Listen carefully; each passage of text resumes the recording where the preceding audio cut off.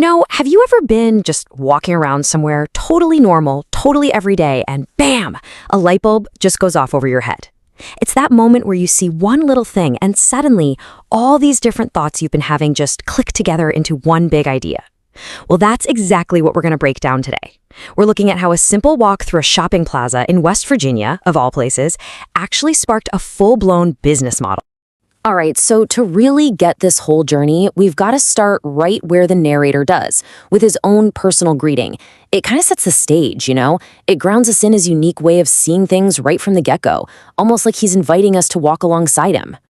Okay, so picture this. We're in Spring Mills, West Virginia. The narrator calls it a nice rural area, and we're not in some scenic overlook. We're at a shopping plaza, Spring Mills Town Center North. It's a setting that couldn't be more, normal.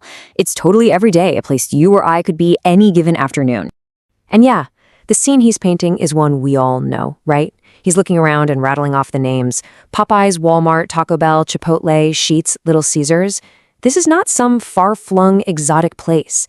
It is the absolute definition of the familiar, modern American backdrop. And that's what makes the thing he notices next really pop.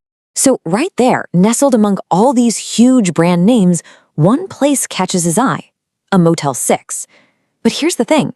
It's not just any old Motel 6. He immediately notices how clean it is, how well-maintained it looks. He actually says to himself, "Look at that. This is how it's supposed to look." So why? Why does this one look so good when so many others might not? He comes up with a theory right then and there. The owners, they must live on site. And for him, this isn't just some random guess. No, this is a core belief about business. He thinks, yeah, that's how you're supposed to do it. And that right there, that's the spark. That's the initial idea, that hands-on, on-site ownership is the secret sauce to quality. And just like that, this one simple thought about a motel, it immediately connects to his own life, his own career. See, he's been working in real estate for a while, and this observation just clicks into place, reinforcing this big shift in thinking he's been having. So here's the pivot he's been making professionally. He explains that, look, he's done single-family homes, he's done multifamily properties, and as he says, all that is good, but he's really come to believe that commercial real estate is, in his words, better. And this well-kept motel, it's like the perfect real-world example of the exact kind of potential he's been thinking about.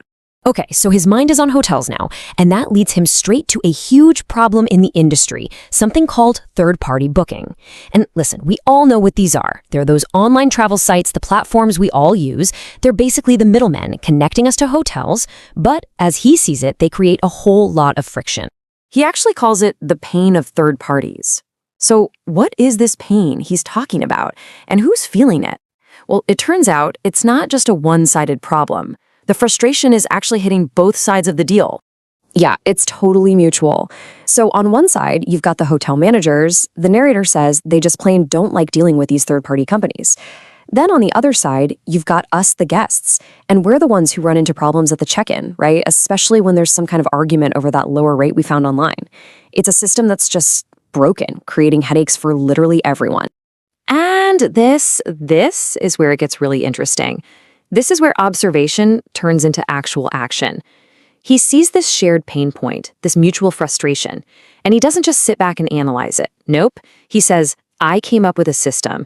He made the leap from just identifying a problem to actually building a solution for it.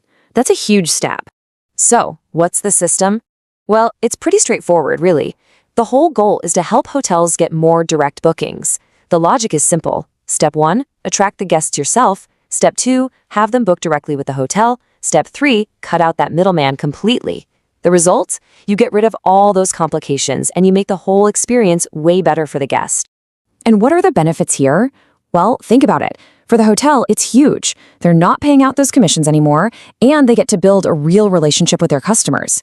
And for the guests, it means a simple, smooth check-in. No weird surprises about the rate you paid. It really is a classic win-win situation. So let's just trace this whole journey back for a second. It's pretty amazing, right? It all started with seeing a clean, well-run Motel 6 in a shopping plaza in West Virginia. That one little observation sparked a thought about what makes a business great: hands-on ownership. That connected to his own career change, which led him to zero in on a huge problem in the hotel industry. And then he went and built a whole business model to solve it. Wow. And all of this really brings us to one final, much bigger question.